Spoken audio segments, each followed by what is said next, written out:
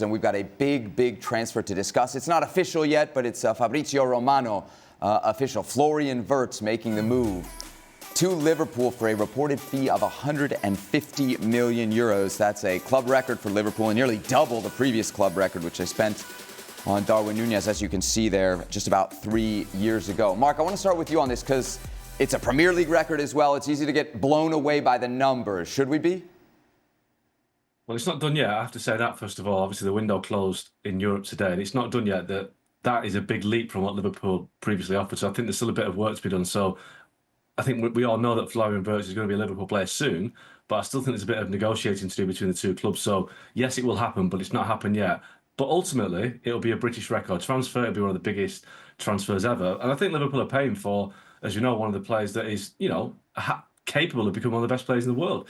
Florian Wirtz is a superstar in the waiting. He's potentially Germany's best player. He'll be a superstar at the World Cup next summer, and he will make Liverpool a better team. He can play in that hole between the midfield and the front three. He will make Liverpool a very strong team next year. And it's a real coup for Liverpool to get him because, let's not forget, Man City wanted him, Bayern Munich wanted him. So the fact that Liverpool have won the race to sign him shows what a good place the club are in right now. Stevie, does the money matter? I mean, it's such a huge number. It's almost double what they paid for Núñez.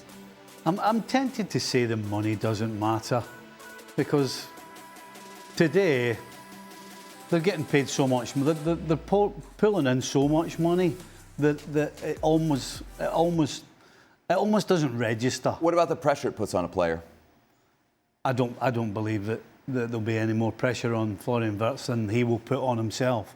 When you make such a big move and you're expected to go and be the linchpin of a club the size of Liverpool, I think there's plenty of pressure. I don't think the money comes into it whatsoever. Absolutely not. The only question is, where does he play? What position do Liverpool play him in? Where would you want to see him? I think potentially I would prefer to see him start as a false nine. I think it's important that Liverpool start the season well, and so, to throw him into the middle of the park, obviously he's a guy that wants to be going forward, but you got to respect the Premier League. You can't just think you're going to just go and outplay everybody all the time. So I would prefer to see him start as a false nine, see how it goes, and then build from there. Don, you agree with that?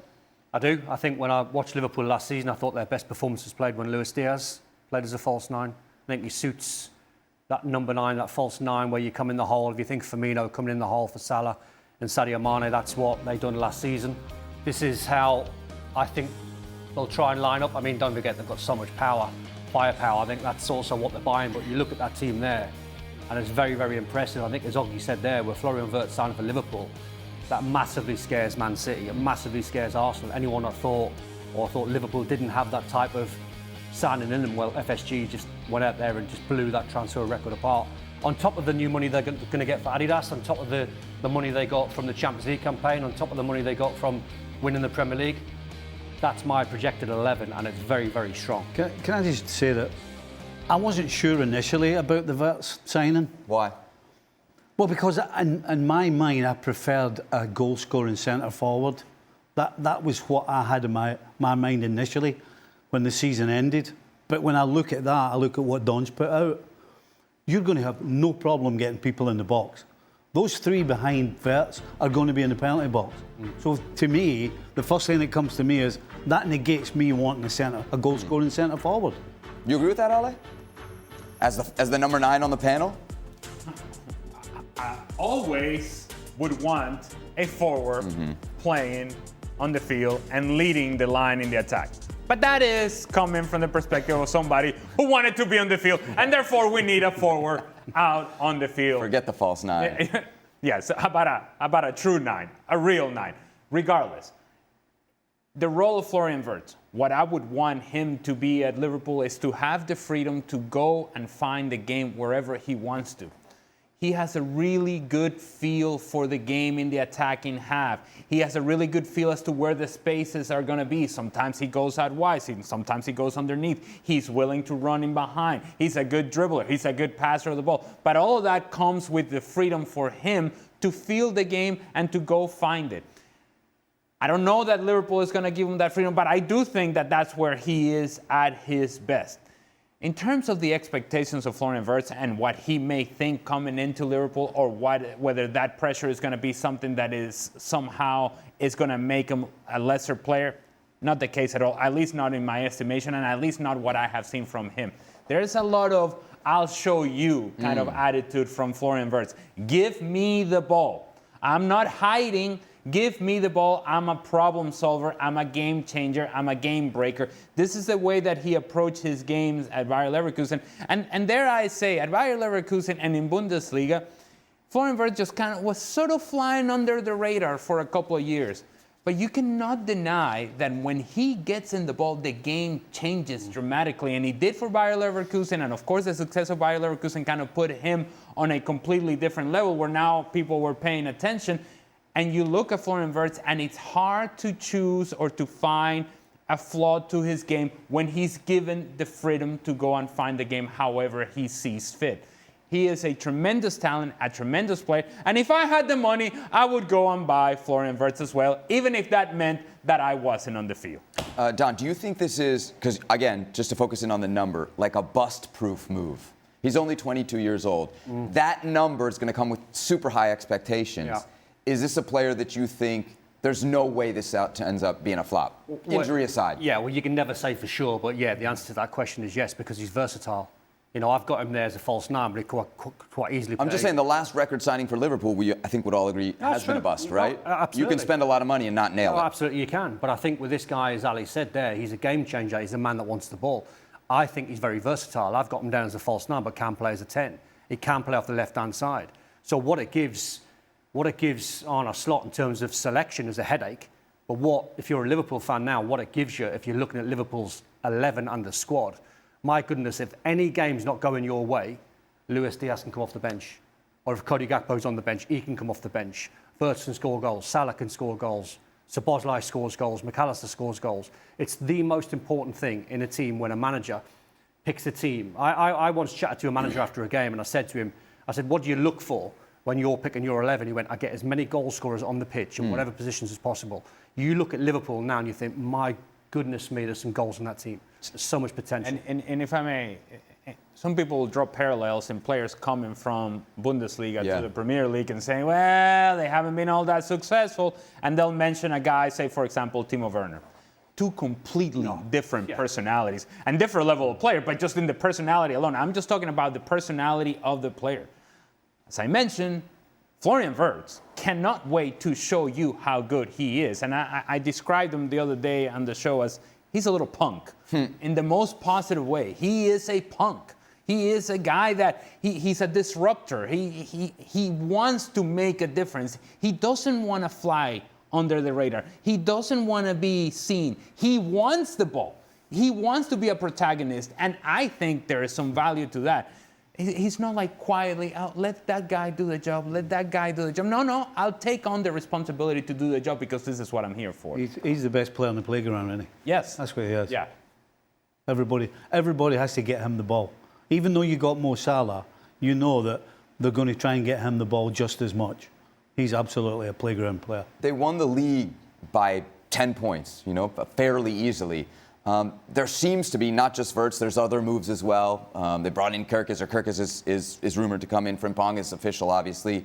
How much better can they be? I mean, they won the league fairly easily. Right now, on paper, they're better than they were last year, and they won by 10 points, as you said. If there is, is it fair to expect another uptick? If there was ever the best time to be able to have the money available and make the signings they have, now is the time to do it when you're top of the league. Well, Bill Shankly said that, didn't he? Bill Shankly, so like I said, when you win the league, you have to strengthen while you're at the top. Not just all the best Liverpool sides, but all the best sides around the world, they strengthen when they're on top. Is there not an argument for continuity? If you don't believe that, all you've got to do is look down the motorway to Manchester City. That's what they've been doing. Every time they won the league, they went out and made a signing. That's how you do it. That's how Liverpool That's like saying to your point. The saying is, if it ain't broke, don't fix it. You've heard that for sure. Well, but can you imagine a scenario, if it ain't broke, don't fix it, and Liverpool stay as they are, but Man City signs Florian Wirtz? Okay. How much of a difference he's going to make for them. So why not if you're Liverpool? And why not, by the way, when the fans are paying all this money to watch their team who have been brilliant last season? I'm a little bit devastated I didn't call this on because we were chatting before about the season before when Liverpool were 5 points clear. They didn't win the league when they lost the game at Everton. They should have went on and won the league the season before. And I think subconsciously the reason why I didn't lean towards Liverpool being favourites at the start of last season was because of Sir Alex moving on, because of Arsene Wenger moving on, and a new manager coming in. The likelihood was he's not going to be successful. He's absolutely owned it on a slot last season. So I think for Liverpool fans, watching your team win the league and watching your owners in FSG spending this amount of money, the feel-good factor is going to be amazing. It's not like saying to the owners anymore, any chance of breaking records, any chance of stopping Arsenal spending big or Man City spending big. Liverpool now are sitting at the very top table. They're buying Alissons, they're buying Virgil van Dijks, they're buying Florian Wirtz. What do you think Arsenal and Man City and Man United and all the so-called big boys are sitting here watching their TV and listening to programmes like this, and Liverpool are signing Wirtz and they're signing Kerkez. So not only do they have to step up to catch Liverpool, they're going to have to take another step. I mean, if you're one of those sides, you're looking, going, hold on a second, we're going to have to be. There's always a theory when you're at the top. If you stand still, you're going backwards because everyone else below you is starting to catch up. So you can never afford to stand still. However, there is a cautionary tale here for Liverpool. Look at Real Madrid this season. Right. And so there is something to be learned from that, because Real Madrid had won La Liga, had won Champions League, and they brought what we think is the best player in the world, and that team kind of fell apart in terms of the feeling within the group and the balance and the structure of the group. They never found it this season. And so... But they didn't have any options, did they? Where Liverpool now got options on the bench. So if a game's not... I get your point, but if a game's not going... I think they had options. It's just... No, off the bench, not options. As in, if this game's not going well, for any given game's not going well for Liverpool, as we said before, he can bring Jota on and plays the number 9. No, but that goes back to... That's not my point, though. My point is more along the lines of when you have a really good locker room, when you have a really good group and a really good mix of players that has worked really well, it's not automatic that the next year you show up and it's the same feeling. And so I'm just saying that there's a cautionary tale. I don't think it's going to be an issue. I think this team, the way that you structure it there and you put it on paper, it looks like a very strong group, and it looks like a team that is going to go on and win the Premier League once again. It's just not automatic. That's all I'm saying. Augie, are we getting ahead of ourselves here? Can we call them clear favourites at this point to win the Premier League? I think you probably can, because I think the bigger rivals are Man City, and they're going to be tied up in the Club World Cup, and that will take a lot out of City next year. And they've also got a situation where I think they're not bringing in the grade A players that they used to bring in. They're bringing in good players, but not the very best players. So I think City aren't the challenger that we thought they might be. I think Arsenal depends on what they do if they sign a striker. I mean, if Arsenal sign a world-class striker, then they'll be in the mix. But with Liverpool, I mean, but just what Ali said then, he is right, because it's not always the case that a new signing comes in and makes people better. If Florian Wirtz comes in and, what does Mo Salah think? Does it upset Mo Salah because he's the star player, can roam across the front three, can do what he likes? This is also a test of Arne Slot, because last year, you spoke about continuity. Well, last year he stuck with it because they didn't bring anybody in. Now, this is a challenge of Arne Slot's management now, because he has to tell players that have maybe done well for Liverpool in the past before he came that you're no longer my guy. This is my guy. So a new player comes in and upsets what has been a very settled squad for 3 or 4 years now. Who knows what can happen? But obviously, you have to say that Wirtz is such a good player, and with Frimpong as well, and Kerkez when that gets done, that is a very, very strong addition to the summer. But because Liverpool have been such a settled squad for such a long time, they will miss Trent Alexander-Arnold, certainly his distribution. Who knows? But yeah, right now, they're the favourites. Augie, how can Liverpool afford them? Well, they didn't spend any money last year. I mean, they basically have not spent any money for 2 years. So they've got a lot of money banked up.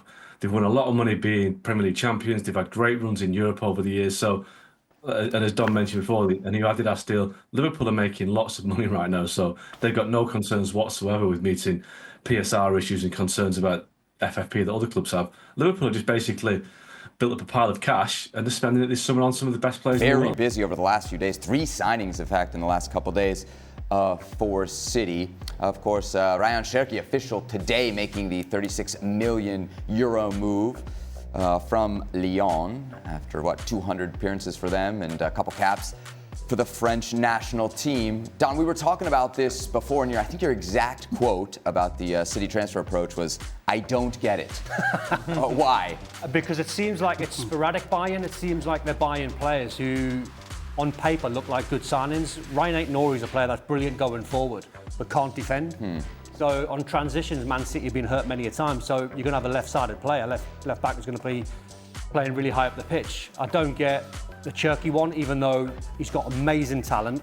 This is a guy that could either blow the Premier League or blow up himself because he's so amazing and he's so talented. Is how do you fit him into this team? Reinders had a brilliant season at AC Milan, but how does he get into the Man City midfield? Because not just my opinion, I go back to about 3 weeks ago when Pep said, and he was quoted in saying, I'd resign if we've got a big squad. So Pep said, I want a small squad. We just added about 4 players on top of the 3 or 4 that he brought in the January window. And the majority of the players I look, and I think, how on earth does Pep try and get them into side when you try and pick a Man City best 11 and you haven't got Jack Grealish or Jeremy Doku or Savinho or Nico Gonzalez? Marmoush, I think, will play. But in terms of bringing Reinders in, I'm just thinking, where on earth are you going to play him? How do you get him into this team? How do you make a system out of these really talented players? Reinac Nouri feels like a good signing in terms of Man City going forward. But I would have thought they need a right back. Kyle Walker's going to be coming back from AC Milan. His loan spell will finish, and I think he's probably done at Man City. So I look at positions, and I think surely right back was the first port of call, not another midfield player, not a left-sided player. Yes, it shifts Vardy all in one. I get why they're going to sign him, but it just looks not panicky, but it looks quite sporadic. Mark, what's the sense in Manchester about these City moves? A bit underwhelming, really. I think I won't say alarm bells are ringing, but a little bit of concern over the January signings, because obviously Marmoush has come in and done really well, but the other 3, Nicolas Gonzalez hasn't really pulled up any trees. Kuzhinov at the back has just disappeared off the face of the earth. He had a terrible start, redeemed himself a bit, and then he's not been anywhere near the squad. And Vitor Reis is a kid that hasn't really done anything yet. So they've got a new director of football. Obviously, Chiki Baguiri-san has left the club now, and they've brought in Hugo Villano from Sporting Lisbon. So this is a test of him as well. And I'm just looking at those signings, and over the years, I've got used to City signing, top shelf signings: Yaya Toure, Samir Nasri, Erling Haaland, Jack Grealish, all these great players that everybody else wanted. City were always beating teams to the best players. That is a list of players that doesn't strike me as players that other teams have been trying to fight City for. Reinders is a good player. He'll do well. He'll be box to box, but he's no Kevin De Bruyne. And it's just, and as Don said about Al Nouri and Cherky, they could go either way. And Bettinelli is a kid that's been third choice at Chelsea for the last 3 or 4 years, and he's just replaced the third choice goalkeeper. So I don't know. I'm a little bit underwhelmed, and I think that there's a big question mark over what City do next, because obviously they've got the Club World Cup. Haaland is their superstar. He's got a 9-year contract, but I'm just not sure about what the quality of the signing says. I think they've dropped off a level, and when you drop off a level, when you start replacing great players with good players, that's when the decline sets in. And I think that's what I'd be worried about if I was Man City right now, that they are in danger of repeating the mistakes of all the great teams of the past. Stevie's Liverpool, Man United under Sir Alex Ferguson. They get to a point where they bring in inferior players to replace the legends that have gone before them, and I think City are in that position. I think that's the biggest problem they'll have, because we're used to City bringing in players that we would class as experienced and finished articles. All those players that Oggy was talking about there. But then you look at the list. Yes, they're all young, and yes, you can talk about potential and future and growing and getting better. But Man City, as a club right now, are expected to win. They're expected to be fighting for the Premier League. They're expected to be fighting for the Champions League. And when you bring in so many young players who are not quite experienced yet, we're talking about how will Wirtz handle the pressure of going to Liverpool? Well, how will all of these young guys and all these players handle the pressure of having to win at Manchester City? Plus, you got Pep. You got Pep, who's going to try and mould them into this slow build up, and then you're at the edge of the box and you're looking for little sharp move. I mean, that's Cherky. None of these guys do it. Cherky's the only one for me he's that a maverick. fits. He's a maverick, so he doesn't fit into a Guardiola. But he's the team, only one that fits, because when they're sitting on the edge of the box, he's a guy that's got a bit of magic. But for everybody else, it's going to be a whole learning process. So how are they supposed to compete at the top of the league next season with so many young players, so many new faces, and figuring out a different way of playing, basically, because that's I think Oggy made a fantastic point there. How many other teams in the Premier League were chasing these guys that they've signed? Were Liverpool, Arsenal in for Cherky or Reinac Nouri? Answer's no. Hala, you agree with these guys? I mean, it's a lot of money to spend. We just saw the graphic to be called underwhelming, but I don't disagree with Mark. No. Where does he get in the team? Where does Cherky get in the team? Where do I put him? Yeah. I take Phil Foden out and I put Ryan Cherky in. You disagree with that? After how Phil Foden played last year? I mean, I can't disagree with There you go. Foden. No. I can't disagree with Foden's form last year. But a proper Phil Foden's a better player than Ryan Cherky. He's more consistent. You're banking on him coming back to that player. He can. Surely he can. Everyone can have one season where you're not flying. Ale. And all I'm saying is there's potential for this to be good investment for Manchester City. And comparably speaking to other investment that other clubs have made, there's potential for this to be positive for Manchester City in the end. But it is going to be, and to your point, the question you're asking me as if I'm making the decisions. I'm not making the decisions. Pep Guardiola is the one that's going to have to figure this out. And in order to fit in a guy like Ryan Cherky, there's got to be flexibility from Pep Guardiola and saying, hey, I know this guy has the magic that Stevie's talking about. Let me free him up so that he can show that magic. Again, there's got to be flexibility. We have to have give and take from Pep Guardiola. And maybe, and there are a lot of maybes here and a lot of ifs, but maybe the experiences from last season is something that Pep Guardiola can also learn from so that he can find who are the players that he can trust and how can he get the best out of players going outside of the things that he feels comfortable with. Ryan Cherky is something that probably is a player that maybe makes Pep Guardiola uncomfortable. But can you allow yourself to be uncomfortable and allow that player to express himself in the way that I'm just thinking Ruben Diaz and Vardiol are going to be screaming at their midfield players and their fullbacks. Any chance to use defending? But Rodri's coming back. I thought Rodri was the difference to everything. Rodri's coming back. Is that not a silver lining? Unless they're just going to blow teams by 6 and 7s again. Yeah, real quick to Mark, is there a sense that City's done? I mean, they were so poor defensively last year, you'd figure they might spend some money at the back, aside from an attacking outside back. Yeah, I mean, they might need a goalkeeper because there's always a lot of uncertainty over Ederson, so Ederson might be needed to replace. And the situation at right back is that he started using Mateus Nunes, though, because he actually said he's not clever enough to play midfield. A guy they paid £50 million for to play midfield, Pep said last season he's not clever enough to play midfield, so he's put him at right back. So you've got Nunes, you've got Kuchinov if he comes back, you've got Akanji. They can fill in at right back. So, but with Man City, they're always capable of spending. They have got a lot of money still banked up from the last couple of years, so they could make another couple of moves after the Club World Cup. So I don't think City are done yet, and I think they need to do some more business as well, really, because that squad doesn't look strong enough to me to win the Premier League. It's interesting the word they used there, filling in, because that's what it looks like and sounds like and is. That's what they've been doing all last season, filling in. Nunes is absolutely a fill-in. Ruben Diaz is past his best. Guardiola was great when they signed him. Then he was shifted out to full-back. Now he's back in centre-back. So when they drop back into the transfer market, you think they should be spending it in defence? Absolutely, they should be spending it in defence. It's kind of obvious it's the most goals they've conceded since Pep arrived last year. Can I just say I was trying to provide some silver lining for Manchester City. Sorry. If Mateus Nunes is playing right back for Manchester City when we start the season next year, then everything that I just said, scrap it. Okay, it's all gone. No silver lining. Come on, let's do it. Of course, everybody knows Christian Pulisic is not playing in the Gold Cup, right? After last season at AC Milan, has decided to take a break. Okay. Now, Landon Donovan, of course, American great, was on the Fox coverage of the Nations League over the weekend talking about Ronaldo, and they were watching the video of Ronaldo celebrating. This is Landon's commentary. He's 40 years old. He's played a long-ass season. He's tired. He's out there grinding, hurt himself in the process, and I can't help but think about some of our guys on vacation not wanting to play in the Gold Cup. It's pissing me off, end quote. So that's from Landon Donovan. We can say all these things? I guess so. ESPN After Dark. It is on our website, I'm told, by production. Okay, so there was obviously a response, not from Christian Pulisic, but from his father, who very cleverly used ChatGPT to ask about Landon Donovan's career. And if you know anything about Landon's career, well, Landon Donovan took his sabbatical because he was feeling both physically and mentally exhausted after years of intense competition and pressure that comes with being a top athlete. This break allowed him to rest, travel, and ultimately return to the game with a refreshed mindset. It also, for those who remember, ultimately ended up costing him the 2014 World Cup. Now, people are rushing to Christian Pulisic's defense, including his teammate, Weston McKennie. None of us take for granted that we get to represent a national team. We want to play, but obviously, if you don't feel like your body is in the right condition and you feel like you're risking injury, then it's better to let someone else go in that is completely 100%.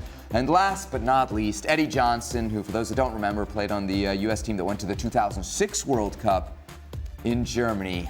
And he said, LD, come on, man, we can't question this man's love for representing his country. A career in MLS can't compare to the workload and travel of a player whose entire career was in Europe and has to travel from abroad to the States. For friendlies and qualifiers, we saw what the Gold Cup meant to him. He's won one before. Let's make the main focus the World Cup. All right, we got 3 guys that live in the United States here on this set and 1 guy who does not. Soap opera. Can I get the outsider's perspective? Is the Scottish national team at all like this? I mean, it just feels like a ridiculous situation, doesn't it? I mean, I don't know enough about Landon Donovan taking a sabbatical, but it's pot calling kettle, isn't it?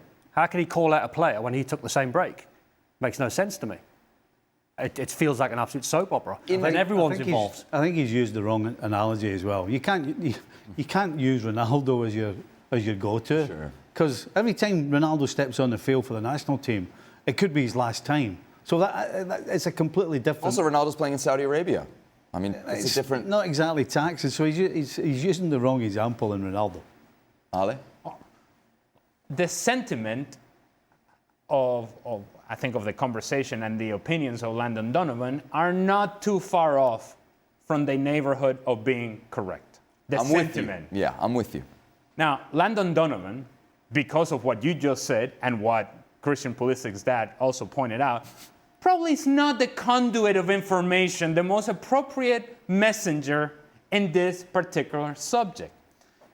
As it pertains to the message itself, you think about the World Cup being a year from now, and we have mentioned time and time again, that's a year on the calendar, but actually it's very limited opportunities that the United States is going to have to get together and actually look like a team. The reason as to why Stevie was defending Pochettino the other day was because, well, he doesn't have the players. Well, the players are on vacation or are injured or unavailable, so his best player, his best group, hasn't been around together consistently. And so therefore, we're still questioning as to what is this team under Pochettino? What is it that they're trying to do? What is the game plan? What is the identity? We haven't seen that. You would think that playing the Gold Cup would be a unique opportunity for this team to get some of these things right in tournament competition ahead of the World Cup coming up in 2026. Well, that hasn't been the case, and it hasn't been a priority. And culturally, in this country, for whatever reason, European-based American players overlook the Gold Cup. It's not something that they think is important, even though for me, it would be a priority, given that that's your regional tournament. Just like Copa America is for Argentina, and Euros are for Spain, for example. But that has not been the case in this country. I think all of this could have easily been addressed. In the case of Christian Pulisic, his last game with Milan was May 24th. If I'm Mauricio Pochettino and I'm handling this situation, I say, listen, I need all my guys, those that are not injured, I need them on this camp. We need to get this right ahead of the Gold Cup. We need to be in a competitive environment. I'll tell you what I'll do, Christian. It's May 24th, your last game with Milan against Monza. Take 2 weeks off, 2.5 weeks off. I don't need you for the game against Turkey. I don't need you for the game against Switzerland. But you be here the day after the game against Switzerland, and you be ready to start the Gold Cup on June 15th. And all of us can now work together. And that could have been the message given to all the players that had a very long, stressful, draining season in Europe. But that wasn't the case. And so now the United States go into a Gold Cup with a bunch of players that more than likely none of them or most of them will not play a role in next year's World Cup. So how useful is this tournament then for the United States? It isn't. But that's an ideal scenario. That's a good suggestion, but it's also an ideal scenario. I'm coming from Pulisic's point of view of having been injured. You missed the World Cup. And then playing in the world, and then playing for a country, and then missing a season. And guess what? My country couldn't have given a stuff about me missing a season. They couldn't have cared less. You know, all this, the federation, if Pulisic breaks his leg and doesn't play for another 2 years, do you think the federation's going to be calling him up every week saying, how are you doing? No, he's done. He's no use to us. So I'm 100% with Pulisic. That's a great suggestion. It's also an ideal scenario. And unfortunately, ideal scenarios don't pop up too often. And if I'm Pulisic, I'm doing the right thing. If you miss a Gold Cup And I understand that it's a good opportunity, but if you miss the Gold Cup and you're flying in the World Cup this time next year, do you think any of us are going to have a problem with him missing the Gold Cup? Not at all. As a coach, though, can you put yourself in Pochettino's shoes? Not necessarily Nightmare. not just on Pulisic, but with all the guys we're talking about. A year out from the World Cup, you don't have your team. You're going into a tournament. It's a nightmare. I mean, that's not ideal. That's the definition of not ideal. It's an ideal. absolute nightmare scenario for Pochettino. But again, I'm coming from a player's point of view.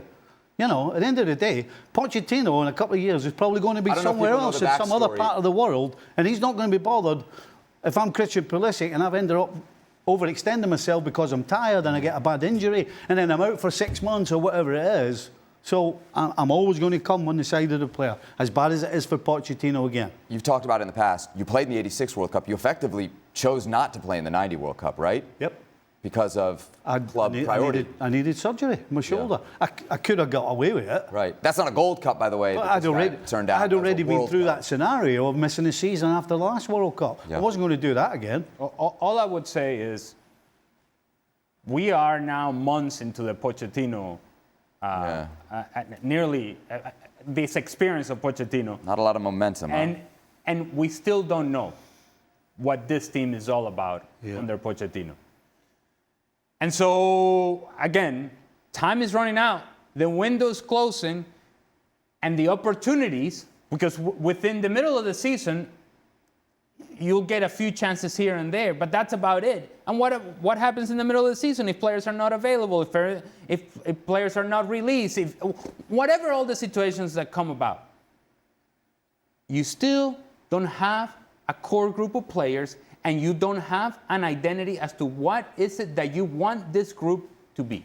And the only way that you do that is by having the players working with you on the field. That hasn't been the case. Can I find some silver linings? Sure, go. There's some potential moves that might be very good for American players. One, the goalie, Matt Turner, reportedly set to join Lyon for about €8 million from Nottingham Forest. The other two, still a little bit of work to do. Yunus Musa linked with Napoli. Of course, he's at AC Milan currently. And Johnny Cardoso, who plays for Real Betis, has been linked with seemingly everybody, but most recently Atletico Madrid after a very good season in La Liga. That's England's first loss to an African opponent ever, and it's their 22nd game against AFCON competition as we take a look at the numbers. Mark Ogden still with us. Mark, you had a keen eye on this one. The result is bad.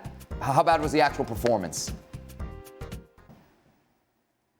In Munich on Sunday night, the Nations League final. That was a game of amazing quality. Two fantastic teams who are playing like teams and playing like a squad who knew and got on with each other.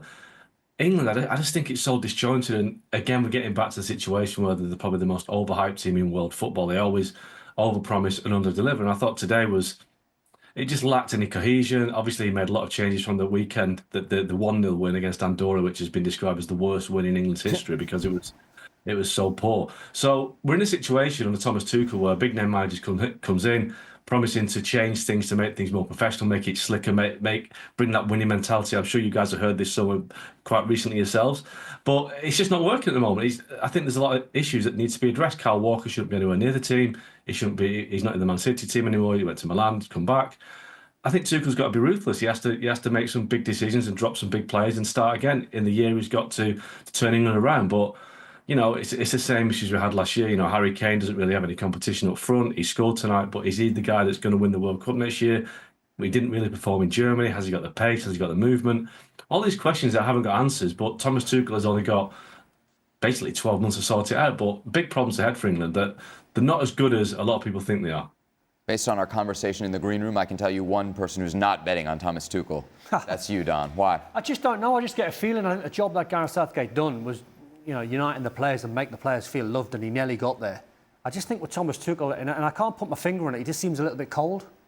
And I'm not judging the England performance on, or anything on Thomas Tuchel on tonight. I just think, I said to Stevie before, I mean, who honestly wants to play a friendly game against Senegal 3 weeks after the Premier League? So then can we throw this out? Could we tell all the England fans, don't even worry about this 3-1 a year from the World Cup? It's a friendly, it's not the first team. We've seen it before. I mean, we've seen all this before. Seb, you don't want to play in this game. You've just had a busy season in the Premier League or across Europe, and you've got to play a game 3 or 4 weeks after the season's finished. The adrenaline's not flowing, the juices are not flowing. Will Tuchel look at it that way? Will he not say, hey, Kyle Walker was bad today, I need to do something about Kyle Walker? Well, he should know it. Tuchel look bad on Tuchel's record. You know, when he's got a percentage that he hasn't won or won, it'll look bad on his percentage, but that is nowhere near England's starting 11. Yeah. I mean, we talked about Cherky before. I mean, Ez is the player. Ez is the player City should have been after. I mean, he just looked a cut above in everything that he'd done tonight. He was silky, he was secure, he saw back heels that weren't really on. He's just a kid that's absolutely flying. But that starting 11 there will be nowhere near the 11 that plays in the World Cup. Don, you live in England, so you know better than us. But looking in from the outside, when was the last time we ever spoke, or anybody ever spoke, about how great England look, how well they're playing, how solid they are, how fluent they are, how brilliant they are? They've got superstars everywhere. It makes no difference. Well, that was the conversation. They're going to qualify. They're going to qualify, and then that's when it matters whether they're playing as a team or not. Well, that was the conversation in the Euros. They stunk their way to a final. Of course they did. They were bang average in every single game they played. Until they got to a final. As I said, when was the last time, whether it's us here or at home in England, Well, Oggie's nailed they're it. talking about how brilliant this is going to be and how great they are? Well, Oggie's nailed it by saying they're overhyped. It's exactly what they are. But is there a difference, Stevie, between not playing the best football ever and losing 3-1 to Senegal, right? That's... Well, quite frankly, in the middle of June, who cares? I mean, what do you think the play? I mean, no, it doesn't matter. No. If you're a stats guy, then it's the first time they've lost an African team. Oh no, that's not good. Well, it's the first time ever. No, it doesn't matter a jot. And the Kyle Walker situation, again, all it'll do for Tuchel is right. I don't need him anymore. If he had any doubts, and maybe that's why he's played him. Okay, I'm going to play Kyle just to see where he is, see where his head's at, see what he's like during the week and amongst everybody. And now we'll decided that he's done. Score him off. He's not coming. And then you move on. But this whole they're not playing well and he's going to struggle to find a system and it matters not a jot. England, as always, don't play great. They qualify with ease, and then it depends when the competition starts how he puts it together. That's all that matters. And while all these disclaimers, long season, playing a friendly 3 weeks after the season is over, all those things, you guys may have a point. And you know full well what it's like to play at that level in the Premier League and having to play matches afterwards and how the juices are not flowing, to use your expression. But they should be better than what we have seen from England against Andorra. And they should be better than what we saw today in getting outplayed by Senegal. Now, we showed the 3 goals from Senegal, but there were saves that needed to be made from Dean Henderson early in this match, or at least in the first half. And so you're thinking about, while I don't want the best of England right now, if I were an England fan, I would want that to happen in 2026 in the middle of the World Cup. That's where I want them to be at their best. You at least need to be trending. You need to be sort of generating some momentum. You need to be looking as if there is something positive to take from if that goal both had a of these stud though matches. from Jude Bellingham, that would have finished 2-2. So it would have been a different story. No, they scored a third. The game doesn't work. They wouldn't have won. You're going to tell me it doesn't matter, then you're going to tell me, well, if you scored, it would have died. I'm echoing what Stevie's saying. That the result doesn't matter a thing. But the result is not in a vacuum. It comes off the heels of Andorra. He just called it the worst win in England But history. Harry Kane, when you look at that starter level, will be the only player in that 11 that will start in a World Cup game for England. Okay, maybe so. But can you agree at least that we need to see something correct. slightly better than what we have seen over these last 2 matches, and that We'd like to, and but that do we need to? Well, Not from a Scottish perspective. Go on the Senegalese. the expectations for England, and I know they're unreal and surreal and unnecessarily so, unrealistic. They always are. And I don't want them to be dominating Senegal right now. That means that they're going to be struggling in the World Cup. But it's sort of the starting stages of a new manager with Thomas Tuchel, and you're seeing new players. Let's see something better than what they've done over the last couple of games. That's not too much to ask. That's all I'm saying. You know who we can always count on for a little sunshine, a little ray of optimism? Oggie. Augie, last word on this to you on England. Well, listen, I can't think of the last time England beat a team of any consequence at a major tournament. You know, they lost to Spain last time out. They lost to they were beaten by Croatia, I think, in the World Cup. When it comes to the big games, France in the 2022 World Cup, when it comes to the big nations, England fall apart. They usually beat the mid-ranking nations. But by losing to Senegal and by really struggling against Andorra, maybe they're slipping from that level as well. So that's what Tuchel has to get back. He has to get back that ability to roll over the teams they're expected to beat and then make them able to beat the teams that they haven't beaten in recent years. But you guys, I mean, Stevie said they'll qualify. They probably will qualify, but they've got two pretty tricky away games against Serbia and Albania to come. And if this team isn't happy, if it's not cohesive, they could slip up in those games. And that would make it interesting towards the end of the campaign. I lied. Extra time does not start right now. Why not? Extra time starts when Seb gets the questions. I hope we printed I that. could have given you change. Oh, of email it to somebody else because my phone is dead. Okay. All right. And we do have something here on the printer. So those are not the questions? They are not the questions. They are not. So you gave it the slow jog for no reason? Oh, and the printer's out of paper. Brilliant. Text Stevie. I'll read off his phone. Okay. Good luck with that. Yeah, right. Of all the phones to have chosen. Wow. Yeah. With my IT skills. All right, so we got the first question on the Who screen. said? I'm told I can read. Go ahead, sorry. Hold on. Didn't you give it the hey there, everybody? Hey there, everybody. Welcome to this edition of Extra Time. You're right. Yes. The first question comes from Chav. He asks, is Tuchel worse than Southgate? I know Don thinks that. Alan, what do you think? Well, Thomas Tuchel wasn't great with Bayern Munich, for example. Latest team before he came to England. And the criticism on Southgate was that he was very conservative with what could have been a very attacking team, or at least a team that was very talented in the attack, and that was not a priority for Gareth Southgate. Thomas Tuchel is supposed to bring that in his decision making in the way that he sets up the team. And yet you watch this team play right now. I don't know a year from now, but right now, everything is slow and predictable and deliberate, and it's just kind of like, wait a minute, I feel like I've seen this before from England. So is it a manager thing or is it a player thing? Either way, it doesn't seem to be working out all that great. He's supposed to be the winner. He's supposed to be the man that gets them over the line.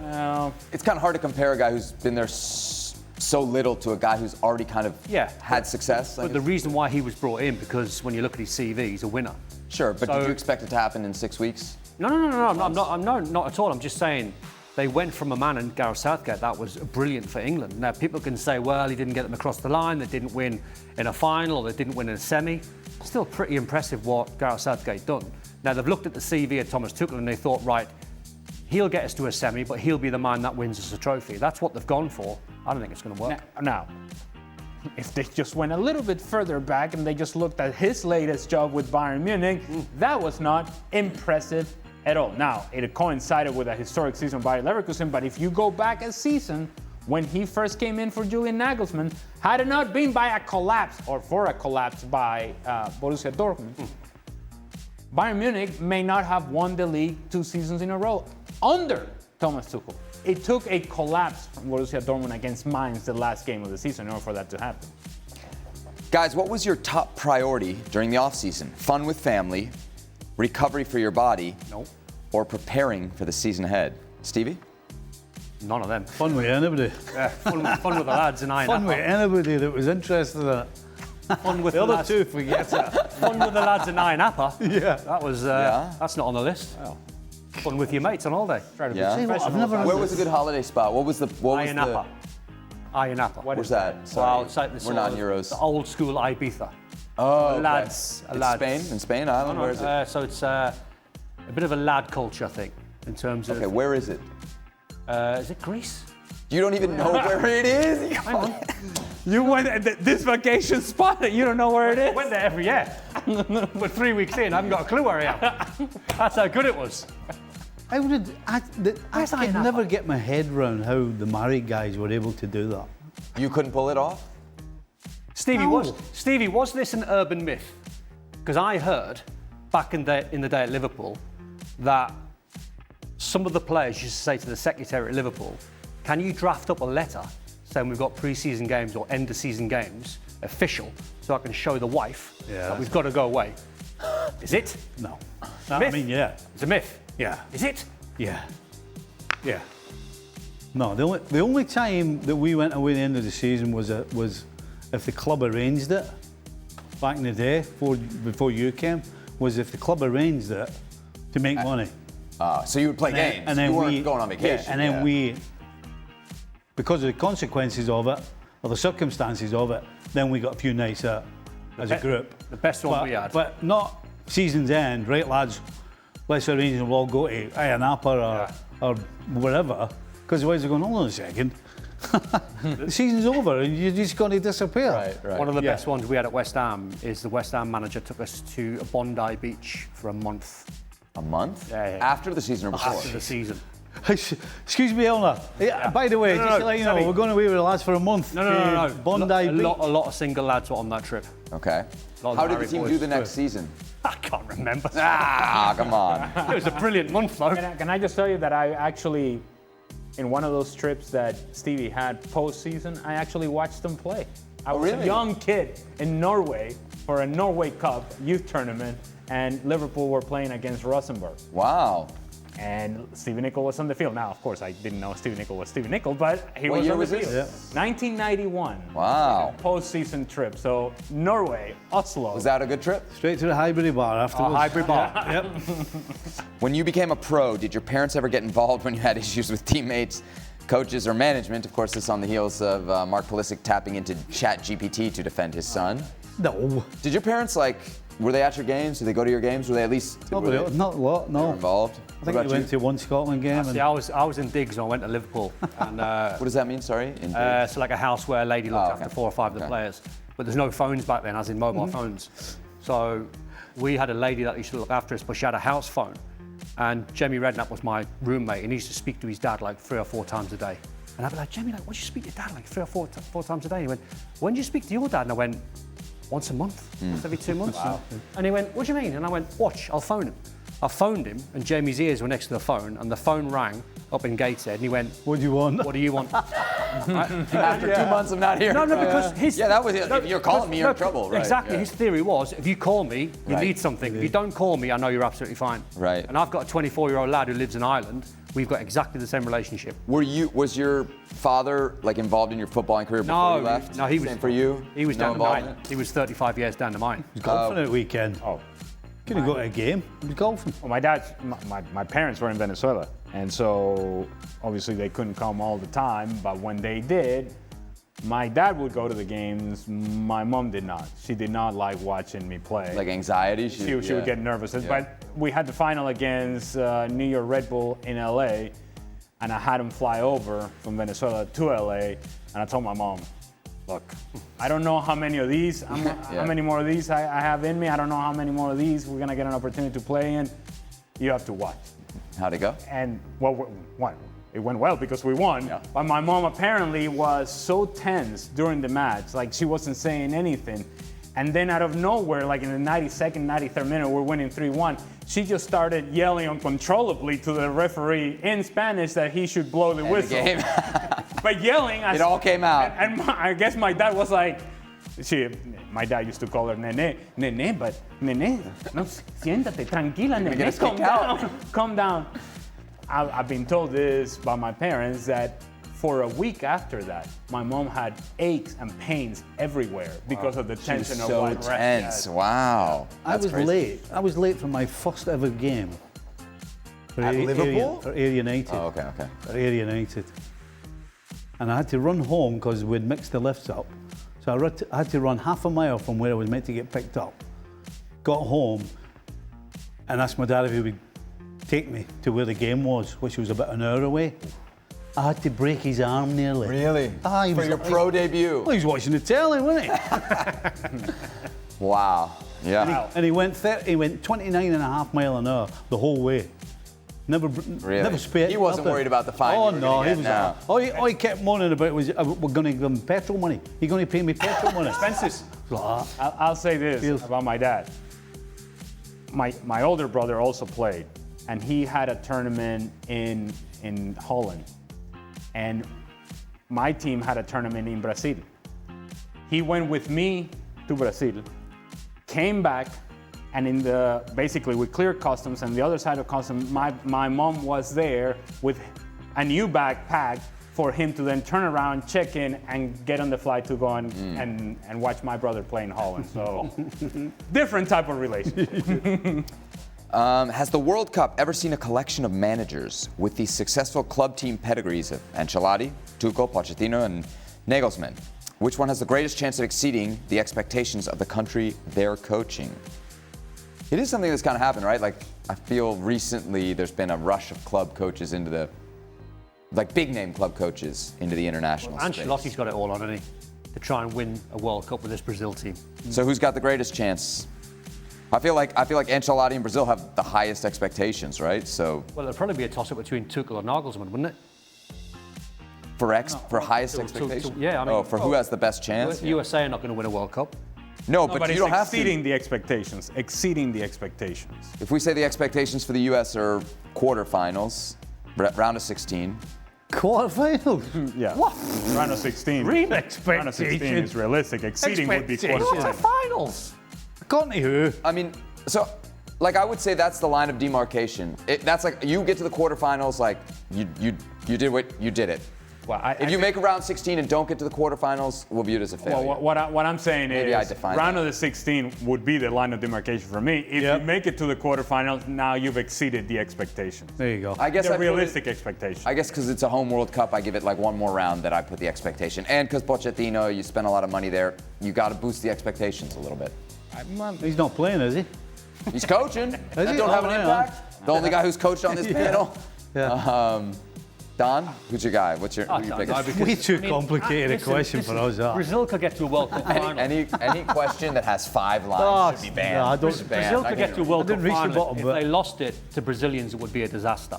Really? For the last No, because that's what they few do. years? And the last 20 of not. they're a bang average side at the minute, but what I'm saying is I think they're so passionate and they only demand the best. If they lost in the final, I think you could make still the be argument devastated. it's Pochettino just because. You ain't getting to a final set. No, but that you had. You're not getting to a quarters, man. You're not getting. I do. You're not getting to a final. You're not getting to a semis. You're not getting to a quarters. You might not even get past the last 16. But that's what. So you're telling me the expectations are super low. You just made the point, Don. Thank Yes, yes. The question is exceeding Leave it. the expectations. Ali, leave it. you. Leave it. I was trying. I'm trying. Leave We're one it. step away from percentages. Leave here. it. I know. Leave it. Don, after we heard your Alan Pardew story yesterday, who was the best coach you played under? That's a great question. Proper men like Walter Smith, Peter Reid, Graham Souness. Guys that you didn't really need. Can you pick one? Is there a difference between manager you? If I had to pick one, it'd be Howard Kendall. He'd be the one that would I jump feel off like the you page. had a very good personal relationship there. I loved him. He was like Yeah, my second dad. yeah. He was amazing. One of the best guys I've ever met, not just because he was a football manager, but in any walk of life, Howard Kendall would win. Is there a difference between like the guy you feel the best about, maybe Howard Kendall, and the guy you felt like was the best coach for you? Or is it the same for both? Well, the guys that I mentioned, like Graham Souness and Peter Reid and Walter Smith, these were guys that would nail you if you played poorly. But if you had your best game, they'd just give you a little wink or a little tap on the shoulder. You didn't need much more because you knew coming from them, it was like pretty special. So guys like that who made you work for every yard and made you run as hard as you could because you respected them and you respected their careers, but the types of managers they were, you'd run through brick walls for every one of them. May I just say, because when these questions come about, we usually talk about the managers at the professional level that we played under. And we seem to ignore or overlook the importance of the youth managers. The guy that Started it all, right? that either discovered you Like or the saw spark. you for the first time or said something to you and said, you have something, and I'm gonna try to get that something out of you every single day in order for this to become a reality for you. And they're not getting anything out of it, the youth coaches. And I have to say, some of the best coaches I had were youth coaches in Venezuela, a couple of Uruguayan guys, Pipo Rossi and Carlos Ravel, and they were, for me, they had me, I thought that I would make it, but they had me believe that I was good enough to make it. And Were they the first beyond you to tell you could make it, or to make you that belief? Yeah. Yes, Yeah. and the way that they would sort of play with that mental game, and this guy Carlos Ravel, you think I'm moody now. When I was a kid, I was insufferable because I wanted to win, because it's just a competitive edge that you have. And even as a little kid, I was like that. And we were playing a tournament. Actually, it was the Norway Cup. It was that tournament that I was mentioning. And it was like in those youth tournaments, you play about 3 or 4 games a day. It was crazy. But back then you did it, and it was the most amazing time. And he wanted to rest me, and I didn't want any. I didn't fly to Norway to rest. I didn't want any part of resting. And he sat me down, and he knew how to get me fired up. He would walk up and down the sidelines and be like, "The beast is in rage. The beast is in his cage." And he would say it on purpose, and he knew that I was just like, by the time he put me out on the field, it was like, I want to eat everything in front of me. Back then, it made a difference. Back then, I would score goals. Back then, it was. But those guys, at least for me, I find them even more significant than the guys at the professional level. Yeah, I feel you on that. Well said. All right, next question. Seb, welcome back. Good to be back. How do you view the current state of the USMNT? Oh boy. Hey, Welcome back. Hey, hold on. I'm picking the grandkids up. Yeah. You're going to go on for half an hour. Yeah, and we just did this. Well, welcome back. Yeah, it's good to be back. It's good to be back. Next question. Don, with Leverkusen losing to Xabi Alonso, Wirtz, Ta, and Frimpong, what is the percentage chance they qualify for the Champions League next season? Pretty low, I'd imagine. Pretty low. 20%? Bundesliga, Ale, what do you think? 20%, Ali? What's that? The chance they qualify for Champions League again next season? No, I give them a 40%. Really? To qualify would mean finishing in the top 4. Yeah. So, Ten Hag in charge? okay, 30%. There you go. I love that. And it's sliding. It's sliding. No Wirtz, no Ta, no Frimpong? No, look, they could be falling apart, but I'm just saying, who are they competing against for those positions? And there is a chance for them to finish in that top 4 position, that 4th place. I'm going to say 30% just because of the 10 Hag factor. Took a 10 off. Took a 10 off. Yes. Yeah, so worth a 10% discount. Yeah. Yes. 10 Hag discount. All right, that'll do it for this edition of ESPN and this edition of Extra Time. Thank you so much for watching. And a reminder to watch tomorrow's show where we'll be covering, among other things, the U.S. men's national team and their last friendly for the Gold Cup taking on Switzerland. See you then.